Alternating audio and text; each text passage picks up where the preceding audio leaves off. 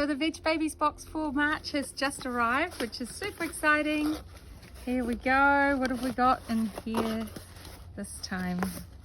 Nice. Oh, we've got bok choy. We haven't had bok choy yet, and it's just looking lovely. In fact, that's going to be ready in a couple of weeks to eat.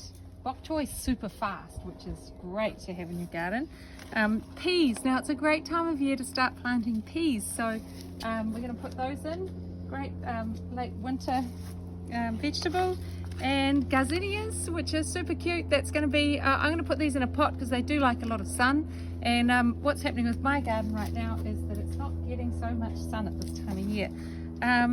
We've got a couple of broccoli, amazing, and we've got coriander, and we've got some more lettuces. Awesome. Okay, let's get some of these in the ground. Now, the first thing is that your broccoli are going to take up quite a lot of space. So I'm going to put them in the middle so that we can get some sunlight around the outside.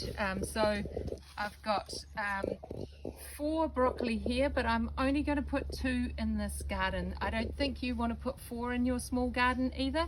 You could put a couple of them into little pots and gift them to somebody, or you could just find another space in your garden if you've got room.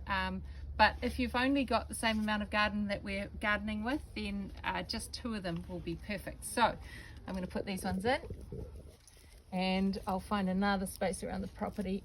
Now remember last week I put some mulch down here, so I'm going under the mulch layer and I'm going to put it into the soil there. So my mulch is my seaweed mulch that I've got here, which is going to be awesome. And now it needs a good 20 centimeters, but we'll keep them fairly close because they can grow together a bit. But just be aware that they do grow pretty big. There we go.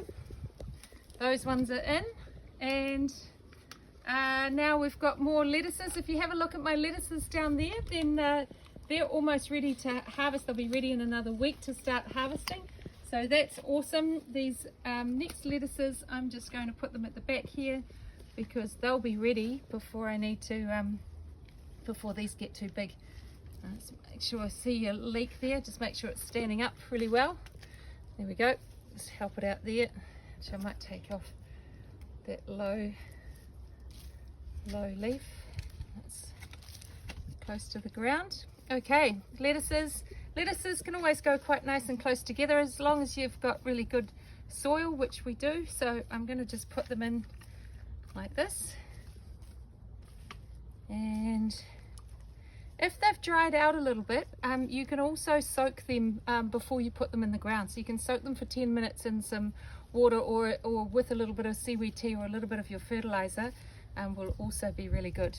So there, we've got to get through that layer. We put that layer of mulch in, so I'll get under there, and I'll keep that mulch layer around to help protect it. Now here we've got a bok choy, which is fantastic. So it's going to be these are lovely big ones here, and it's going to be ready in only a couple of weeks, so we can use the space we've got in the middle of our garden. Oh wait, get out. Go, no, that's not. Oh my god, get out. Go on. Okay, stop. No, here we go. Okay.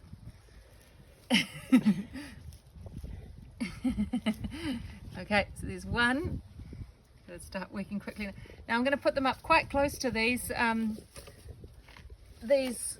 ones that I've got, because the this kale is going to be in the ground for ages. So these lovely bok choy are only going to be in for a couple of weeks. So put that one in there.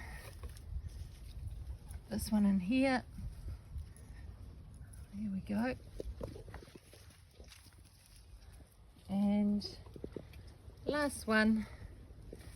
And I'm almost out of space, so I'm going to put the rest of my things. I'll put this one in here. And I'm going to put the coriander. Now, your coriander doesn't like super, oh, I love coriander. It's going to be great. Smells really good. It doesn't like really full sun, so I'm going to put this into a pot and put it out the front near my front door so I can get at it really easily for my herbs for the kitchen. And the last one is the flower, so I will put that into a pot. Now, my peas, they like to grow up something, so I'm going to plant these over here. These ones are ready now to take out. I've had lots of beans off them, but I'm just going to pick them off because it's the end of the season for beans. You might have a few more going. If you've still got beans and you've still got flowers, then great. Mine have just finished producing, so I've got a bit more space in my garden down here. This is a trellis that I've had for my cucumber, which is still producing really well, so I'm going to leave that there. I'm going to put these in, and I'll just put a little stake up with them to start with, and then I'll stake them more later on. There we go. So we'll get those ones in. Oh, a couple of good worms in here. Nice. You can just you can bury the kind of the first this much of the stalk into the ground as well. It just gives them a bit more stability. So that's them there, and now I'm just going to get a couple of little stakes.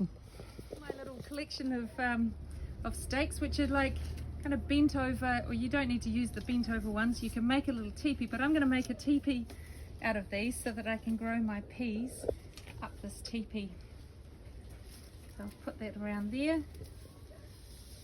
And this is coming to the end of our tomatoes. We're still getting lots of those, and then we'll be transferring those over onto taking them out, and then the peas will take over. So I'm just going to leave them like that for a bit until they get a little bit longer, and as soon as they've got a few more a bit of length, then I will start them winding up the sides of the trellis. A little bit of worm juice with some water here, and just to make sure that my roots are really covered when I put them in the ground, I'm just going to dip these in and make them really nice and moist so that they'll last. Now these are my 2 extra little broccolis that I got, and I'm going to just put them in a container here. Oh, look at all the lovely worms in there. I just scored a bit of dirt out of my garden, put those into there, and I'm going to gift them to somebody. Now, if you're anything like me, there's loads of white butterfly flying around at the moment, and the most time that your plants are susceptible, especially brassicas, they absolutely love broccoli, they love kale, they love cauliflower, they love all those winter greens, and if they get on them really early, they can really decimate them. When they're older, they can cope with it, but early on, your best defense against them is to net your garden so they can't get in to lay their eggs on them. So, and you want to do that just as soon as you've put them in, because if you wait, they will find them and lay their eggs, and then you will have netted them, but the caterpillars will already be in there. These are called cloche frames, and you can get them from garden centres. You can also get them online. I just find them really good. These ones are I'll send you a link actually in the chat, but they just last for years and years, and it means I can just pull them out and use them every year. And I just would put them into like this. They're nice and big too. It's really nice to have it nice and tall, so then you don't have to keep adjusting them all the time. I just put them in there. I've just got a big long, personally I've got a big long piece of netting, which I just stack some of it at the back, and then drape it over your cloth basically and peg it into the corners, and that'll just keep the white butterfly away, so you won't need to use anything on your plants. So with your coriander, use as big a pot as you can, because you don't want it to dry out too much. Coriander doesn't like having really wet feet, but it also doesn't like drying out, and as I said before, it doesn't like super direct sunlight, which is why we've got it going at this time of year. It should be fine, but it does like the warmth. So this is probably the last point that we'll put coriander in, and hopefully we'll get a good crop out of it, and it won't bolt to seed, which is often what happens when you put coriander in too early.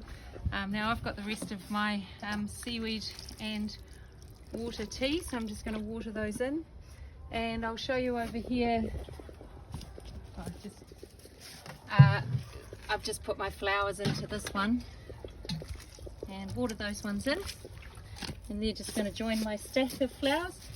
All your dahlias should be still going. If you were here when we had dahlias, just remember that there's a whole lot of bulbs underneath those dahlias, so at the end of the season we'll be able to harvest those bulbs and then throw them back in next year.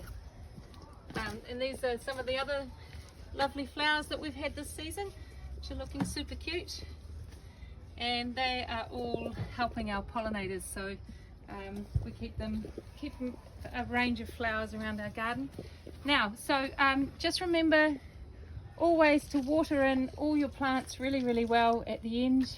If it's just straight water, it's also fine. Got to fill this one up. Make sure you water them all in so there's no air pockets, and so that they're all get a good start. Nice one. Well, that's it for our March plants. Good luck with everything, and I hope your week goes well.